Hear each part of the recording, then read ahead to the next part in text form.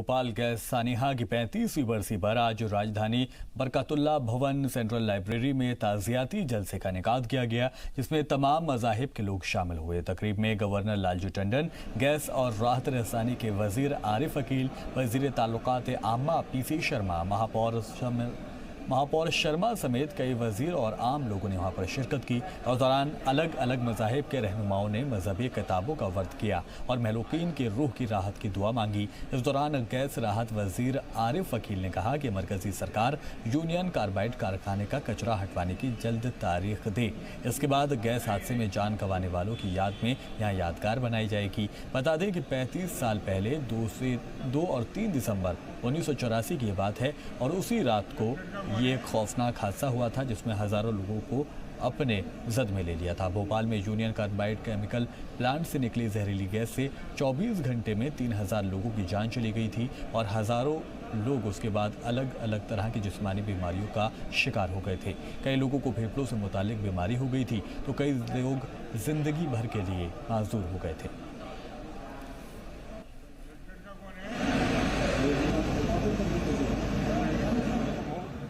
ये एहसास होता रहे कि ऐसी घटना दोबारा न हो, हम सब उसके लिए जागृत रहें और जो पीड़ित हैं उसको हम अपनी तरफ से भी जो सहायता कर सकते हो उसकी जो कर सकते थे वो अच्छा कराए और जो रह गए वो भी करने का प्रयास करेंगे। जहाँ तक केमिकल का सवाल है, हटाने के लिए अगस्त में हमने लेटर लिखा है और वो जब डेट देंगे केमिकल हटवाने को हम तैयार हैं। स्मारक बनाने को हम तैयार हैं। केस पीड़ितों का मकान देने के लिए जो योजना है उसमें मकान देने के लिए हमने जगह चिन्हित की है। इसमें उन्होंने मगरमच्छ के आंसू बहाने के अलावा कुछ नहीं किए। लेकिन वर्तमान सरकार कांग्रेस की सरकार है और ज़्यादातर लोग भोपाल में गैस पीड़ित, मेरे विधानसभा में गैस पीड़ित है, मैं खुद गैस पीड़ित हूँ, इसलिए उनकी समस्या जो भी हो सकती है हल करने के। आज 3 दिसंबर है। आज ही के दिन ठीक 35 साल पहले भोपाल में हुई गैस सानेह में 3000 से ज्यादा लोगों की हलाकत हो गई थी। भोपाल के लोगों में आज भी गैस सानेहा का जख्म ताज़ा है। इसी को लेकर आज बड़ी तादाद में लोगों ने यूनियन कार्बाइड और DOW केमिकल के खिलाफ मुजाहरा किया। मुजाहिरीन ने ये बताया कि कैसे वो आज भी उस हादसे का दर्द झेल रहे हैं, साथ ही नई नस्ल पर भी उसका असर देखने को मिल रहा है। मध्य प्रदेश के वजीर आला कमलनाथ ने भोपाल गैस हादसे की बरसी पर मारे गए लोगों को खराज अकीदत पेश किया। सीएमओ के ऑफिशियल ट्विटर हैंडल से सीएमओ मध्य प्रदेश ने लिखा कि सीएम कमलनाथ ने भोपाल गैस हादसे के शिकार मासूम लोगों को खराज अकीदत पेश किया है और लोगों से माहौलियात के तई हमेशा चाक चौबंद रहने की अपील की।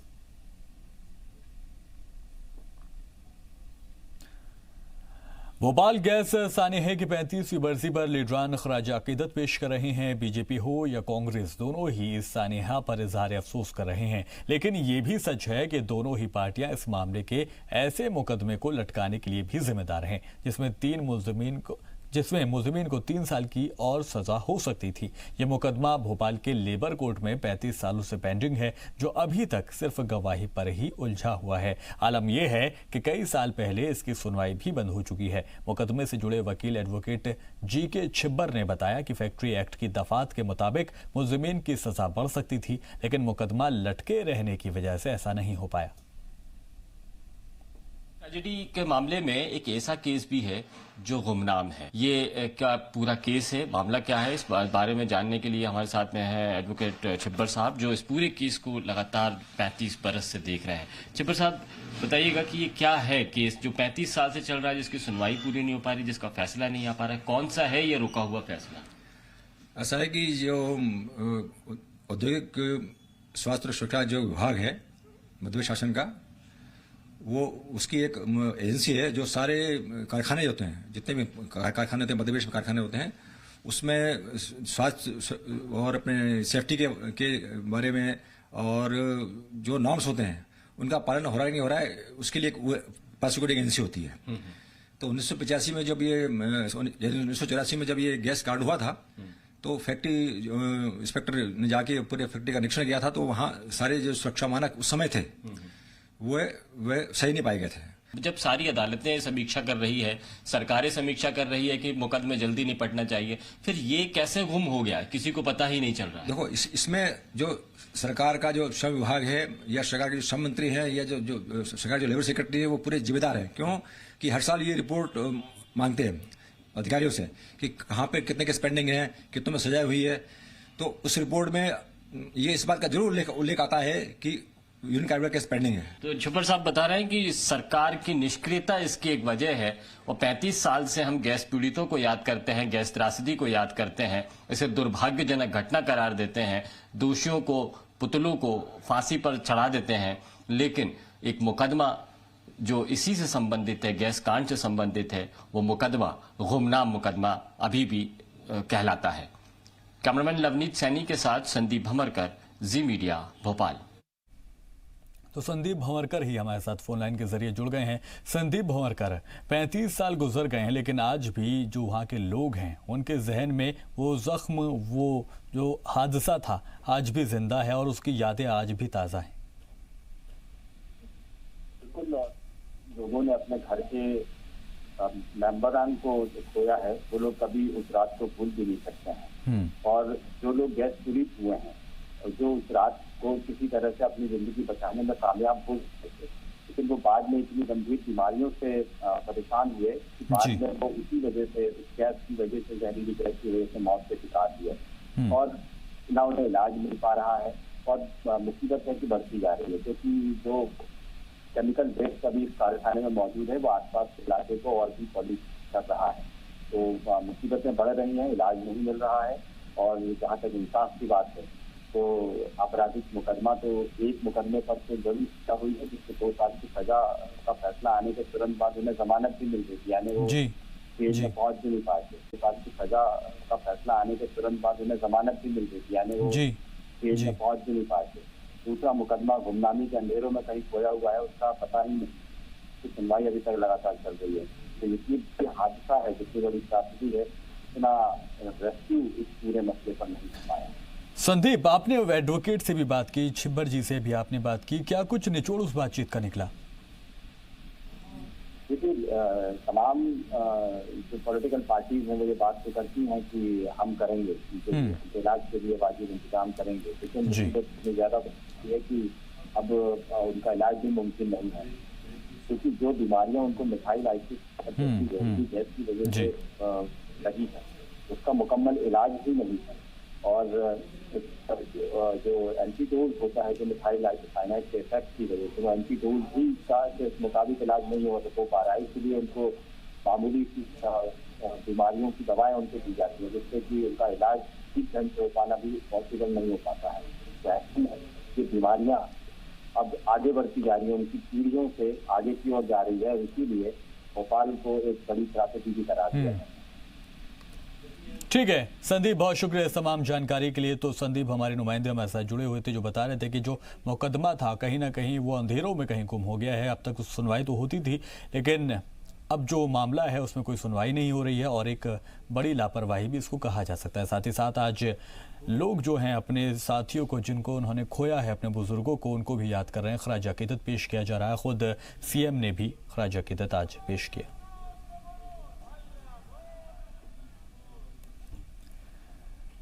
तो 35 साल पहले भोपाल में ये गैस त्रासदी हुई थी, जिसमें 3000 से ज़्यादा लोगों की हलाकत हो गई थी। भोपाल के लोगों में आज भी उस हादसे को लेकर ताज़ा जख्म है।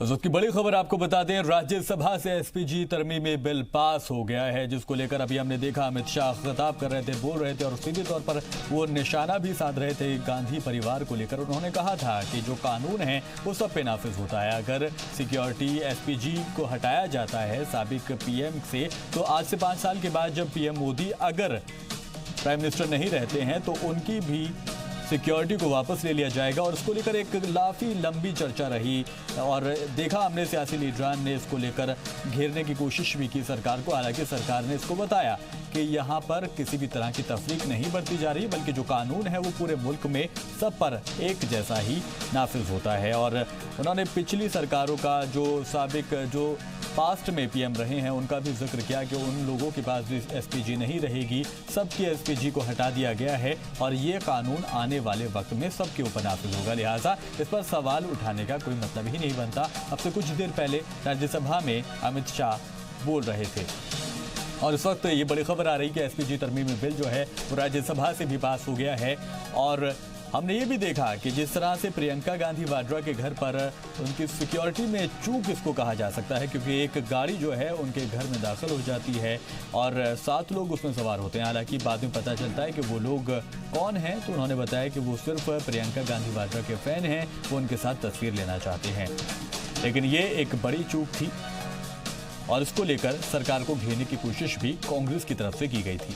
लेकिन जैसा कि कहा जा रहा है कि अमित शाह ने आज सभी सवालों का जवाब दिया। उन्होंने कहा कि ये बिल सभी के लिए है और सभी सियासी पार्टियों पर, सभी सियासी परिवारों पर यह नाफिज होता है। उन्होंने जिक्र भी किया कि खुद साबिक पीएम मनमोहन सिंह की जो सिक्योरिटी थी, 3 लोगों को जो सिक्योरिटी मिली हुई थी उसको वापस ले लिया गया। इससे पहले जो साबिक सरकारें रही हैं, साबिक पीएम रही हैं, उनकी सिक्योरिटी को वापस ले लिया गया। तो आखिर इसको इस तरह से देखने की ज़रूरत क्या है कि यहाँ पर गांधी परिवार को टारगेट किया जा रहा है। तो जिस तरह के इल्ज़ाम लगाए जा रहे थे उस पर अमित शाह सफाई देते हुए भी नजर आ रहे हैं। तो उन्होंने कहा था कि हमारा मुल्क एक डेमोक्रेटिक मुल्क है और यहाँ पर जमहूरी यानी कि जमहूरियत के तहत ही यहाँ पर सभी फैसले लिए जाते हैं, सभी कानून हैं तो एक नहीं बल्कि पूरे मुल्क में नाफिज होते हैं। तो यहाँ पर टारगेट करने की जो बात है, ये इल्ज़ाम जो है वो बेबुनियाद है। काफ़ी लंबी चर्चा के बाद खबर ये आती है कि एसपीजी तरमीमी बिल राज्यसभा से पास हो गया है। इससे पहले ही एसपीजी सिक्योरिटी जो है गांधी परिवार से बाकी जो लीडरान रहे हैं, बाकी जो पीएम रहे हैं, जो वीआईपीज रहे हैं, उनकी एसपीजी सिक्योरिटी को हटा दिया गया था और ये जिम्मा सीआरपीएफ के पास दे दिया गया था। सीआरपीएफ को इतना ताकतवर, इनको इतना मजबूत बनाने की कोशिश की गई है ताकि किसी भी तरह की चूक ना हो पाए।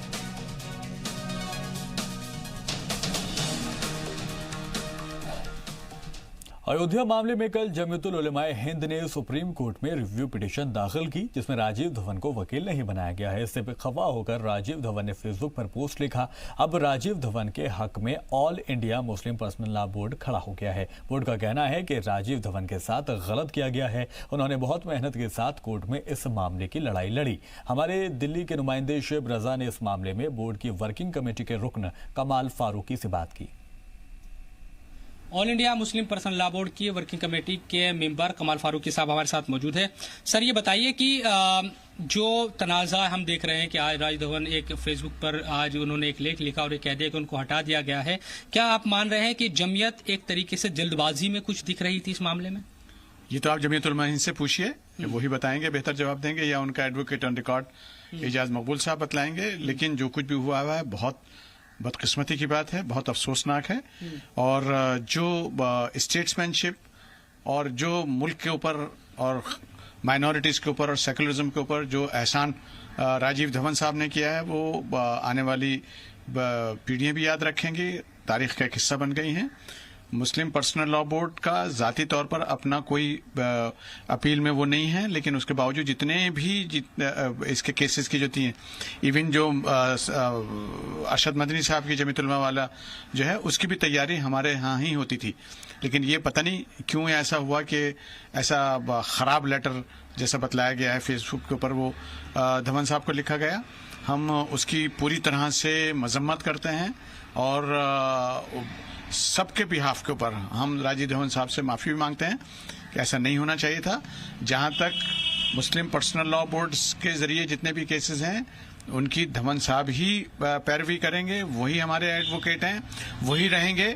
उसके लिए हमें चाहे उनके पास जाके माफ़ी मांगना पड़े, तो माफ़ी तो हम सबकी तरफ से वैसे ही मांगेंगे, लेकिन रहेंगे हमारे वही वकील। और आज हमारी जो उसकी जो फाइनल है, वो आज हमारी पॉइंट्स जो हैं फाइनल हो जाएंगे और इंशाल्लाह कल या परसों के अंदर हम इस काबिल होंगे कि जब भी राजीव धवन साहब कहेंगे उस वक्त फाइल कर दी जाएगी। क्या ये बेहतर हो सकता था, क्योंकि हमने सुप्रीम कोर्ट में लड़ाई देखी है, सबने मिलकर साथ लड़ी, राजीव धवन जी उसकी क़यादत करते नजर आए, तो आगे भी यही चीजें होती तो बेहतर होता? नहीं, बेहतर तो वही होता, लेकिन आप तो खैर खुद जर्नलिस्ट हैं, आपने देखा होगा कि मुस्लिम पर्सनल लॉ बोर्ड ने तो इस मामले के अंदर बहुत ही सब्र का मुजाहरा किया है और कभी उसने आगे बढ़कर इस बात का दावा कभी नहीं किया कि हम ये सब कुछ काम कर रहे हैं। हालांकि कुछ अखबारात ने इसको एक दूसरा रंग भी देने की कोशिश की थी और ये उसी से कड़ियां भी मिलेंगी जाकर कि जब बहुत ज्यादा कोई आगे बढ़कर कुछ काम करता है और उसमें बाजी मारने का और नाम का और वन अपमैनशिप का होता है तो इस तरह की गलती होती है। जमीयत उलमा एक बहुत जिम्मेदार पार्टी है,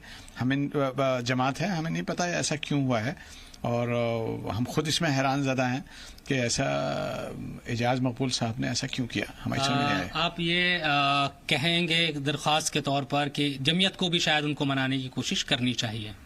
मेरे ख्याल से जैसे हम राजीव धवन साहब को जानते हैं, राजीव धवन साहब बहुत उसूल पसंद आदमी हैं, हम पूरी कोशिश करेंगे, लेकिन मुझे नहीं लगता कि वो जमीयत उलमा के नाम से फिर दोबारा आप कभी यही केस नहीं कोई और भी केस कर पाएंगे। चलिए, शुक्रिया बात करने के लिए। फारूकी साहब, जिनका ये कहना है कि वो भी दुखी हैं शायद इस बात से कि राजीव धवन जी को ये कहना पड़ा और वो ये भी इशारा दे रहे हैं कि शायद जल्दबाजी या आगे बढ़कर जमीयत ने ये जो काम किया है शायद ये जल्दबाजी इसमें की गई, थोड़ा सब्र करना चाहिए था तो शायद बेहतर और होता। कैमरामैन बलवंत के साथ जी मीडिया के लिए दिल्ली से मैं शुभ रजा। मुस्लिम फरीक के वकील राजीव धवन को हटाए जाने पर all India Muslim personal law board के वकील जफरयाब जिलानी ने अफसोस का इजहार किया है। तो बहुत अफसोस हुआ है इस बात से कि उनको डॉक्टर राजीव धवन साहब हर्ट हुए और नेचुरली अगर कोई ऐसे सीनियर काउंसिल से इस तरह कहे और फिर डॉक्टर राजीव धवन का तो इतना कंट्रीब्यूशन इस केस में है इतना इस वक्त और किसी दूसरे वकील का नहीं। 1994 से वो इसको कर रहे हैं, बगैर किसी फीस से कर रहे हैं, अपना नुकसान करके कर रहे हैं। 40 दिन तक यहाँ बहस चली, उन्होंने कोई केस नहीं लिया। तो ऐसा डिवोटेड काउंसिल तो कोई मिलना मुमकिन ही नहीं है।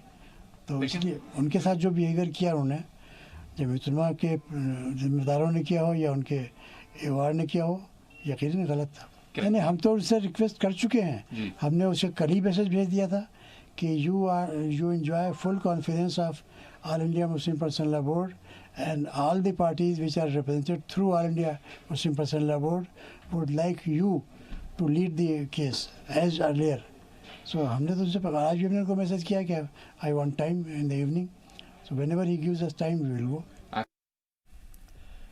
मरकजी वजीर अयोध्या फैसले पर सुप्रीम कोर्ट में जमीयतुल उलेमाए हिंद की जानिब से नजर सानी की अर्जी दाखिल कर दी गई है। रिव्यू पिटीशन पर जमीयत ने आइन से मिले मुतबादिल का हवाला दिया है। अयोध्या फैसले पर सुप्रीम कोर्ट में पीर को रिव्यू पिटीशन दाखिल की गई। ये पिटीशन जमीयत उलमाए हिंद की जानिब से दाखिल की गई। फैसले में मौजूद तजादात को रिव्यू पिटीशन की बुनियाद बनाया गया है। नजर सानी की अर्जी में कोर्ट की कमेंट का हवाला देते हुए मस्जिद ढहाने का जिक्र किया गया है। अर्जी में कहा गया है कि अदालत ने अपने फैसले में मस्जिद ढहाए जाने को गलत बताया है। इसके बावजूद फैसला पूरी तरह से हिंदू फरीकैन की तरफ गया है। इस मामले में मेन फरीक एम सिद्दीक की तरफ से जमीयत उलमाए हिंद ने नजर सानी की अर्जी दाखिल की है। जमीयत उलमाए हिंद के सदर मौलाना अरशद मदनी ने कहा है कि उन्होंने आइन की तरफ से मिले मुतबादिल का इस्तेमाल किया है। उन्होंने उम्मीद जताई है कि नजर सानी की अर्जी से उन्हें इंसाफ मिलेगा। हमने आज अपना रिव्यू पिटीशन दाखिल कर दिया। अयोध्या मामले में एक और मुस्लिम फरीक इकबाल अंसारी ने नजर सानी की अर्जी दायर करने पर सवाल उठाए हैं।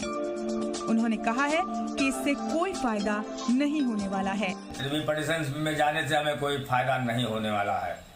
हमने फैसले से पहले भी मना किया था, आज भी लोगों को जो है मना करता हूँ कि रिव्यू पिटीशन में जाने से कोई फायदा नहीं है।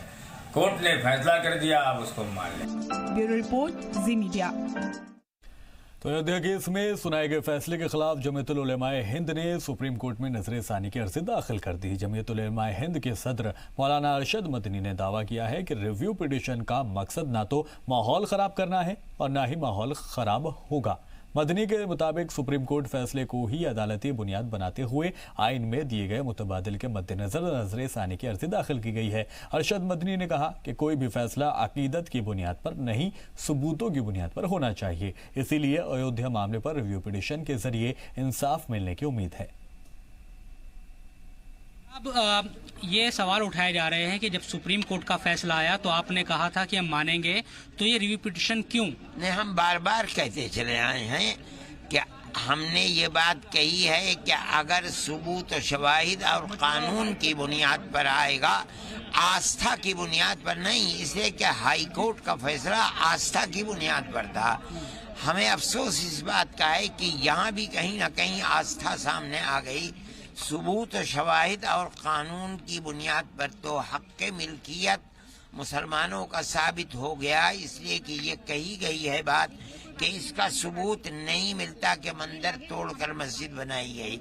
इसका मतलब ये है कि मस्जिद की जगह पॉइंट है आपके जिसको लेकर आप रिव्यू पिटीशन में गए हैं, 2-3 पॉइंट जिस पर लगता है कि एतराज के काबिल है? हमने यही कहा है कि जो ये आपको इससे पता चल जाएगा, असल जो बुनियाद है सारे पूरे दावे की जो बुनियाद है वो ये है कि मस्जिद अपनी जगह पर बनी है, मंदिर तोड़कर नहीं बनी है।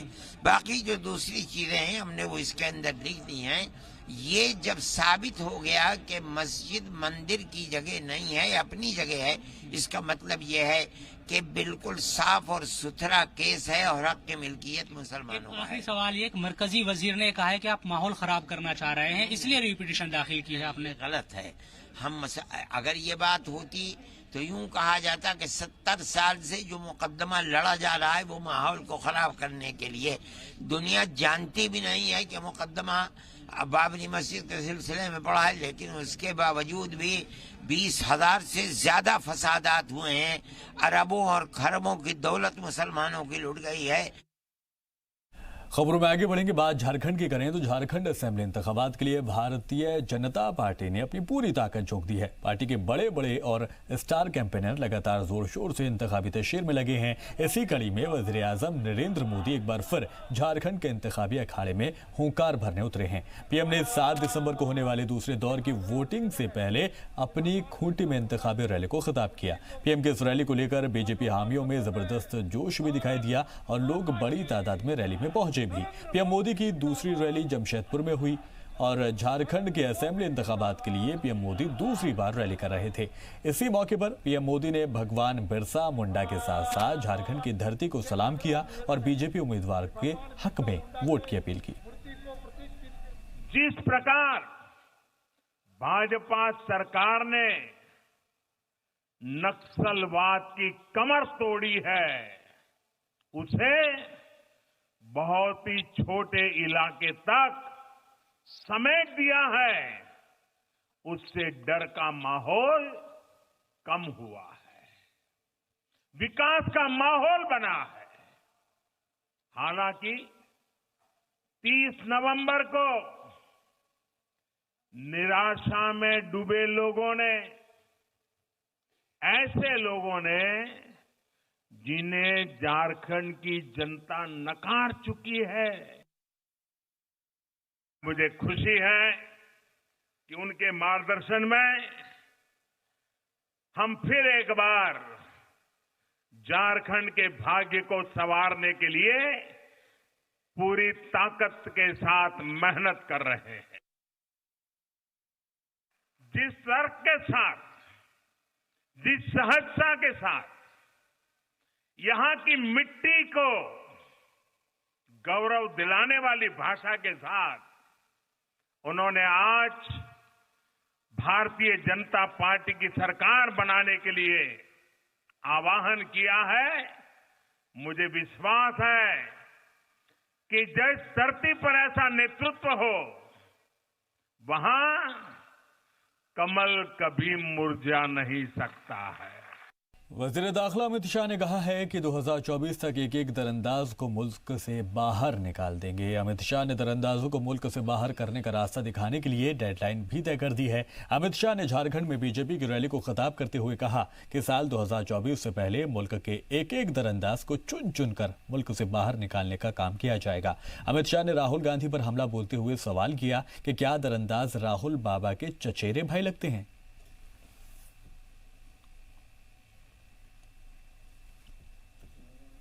इसमें जब आपके वोट लेने आएंगे, उसके पहले पूरे देश के अंदर एनआरसी लगाकर घुसपैठियों को चुन चुन कर निकालने का काम ये भारतीय जनता।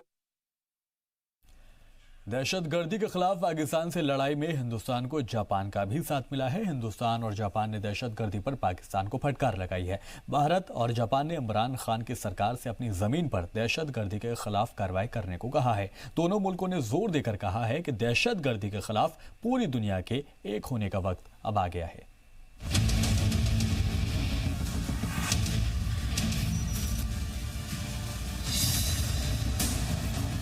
दुनिया भर में दहशतगर्दी फैलाने वाले पाकिस्तान को हिंदुस्तान और जापान ने सख्त इंतबाह दिया है। दोनों मुल्कों ने पाकिस्तान से दो टूक अल्फाज में कहा कि वो अपने यहाँ चल रहे टेरर नेटवर्क पर सख्त और फैसलाकुन कार्रवाई करे। हिंदुस्तान जापान ने पाकिस्तान को दहशतगर्दी पर किए गए वादों पर पूरी तरह खरा उतरने को कहा है। दोनों मुल्कों ने पाकिस्तान को FATF के सुझाए कदमों पर भी सही अमल करने को कहा है। हिंदुस्तान जापान के साझे बयान में कहा गया है कि सभी मुल्कों को ये यकीनी बनाना होगा कि वो अपनी जमीन का इस्तेमाल किसी दूसरे मुल्क पर किसी भी सूरत में दहशतगर्दाना हमले के लिए नहीं होने देंगे।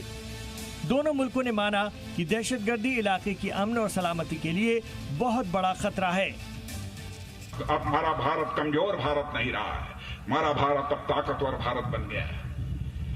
पड़ोसी को भी हम लोगों ने सबक सिखा दिया, लेकिन देखा हमारे सेना के जवानों का कलेजा। मेरे बहनों भाइयों, भारत की धरती से नहीं बल्कि पाकिस्तान की धरती पर जाकर आतंकवादियों के ठिकाने का सफाया करने में उन्होंने कामयाबी हासिल की। नई दिल्ली में हिंदुस्तान और जापान के बीच वजारत खारजा और दिफा सतही 2+2 बातचीत में दोनों मुल्कों ने स्ट्रेटेजिक शराकतदारी बढ़ाने का फैसला किया है। इस सिलसिले में दोनों मुल्क फौजी तकनीक के डेवलपमेंट से लेकर इंफॉर्मेशन सपोर्ट और बेहतर तालमेल पर जोर दे रहे हैं। हिंदुस्तान और जापान जल्दी ही जंगी तैयारी का ज्वाइंट एक्सरसाइज भी करेंगे।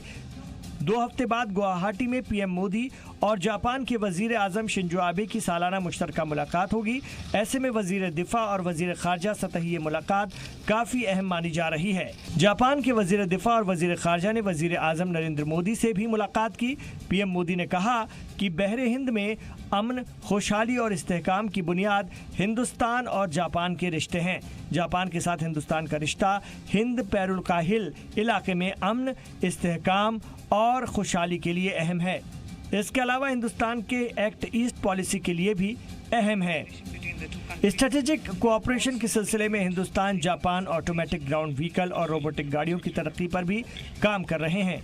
दोनों मुल्क डिफेंस प्रोडक्ट और तकनीकी मदद पर बने ज्वाइंट वर्किंग ग्रुप की जल्द ही होने वाली 5वीं मीटिंग में ऑटोमेटिक गाड़ियों पर बातचीत आगे बढ़ाएंगे।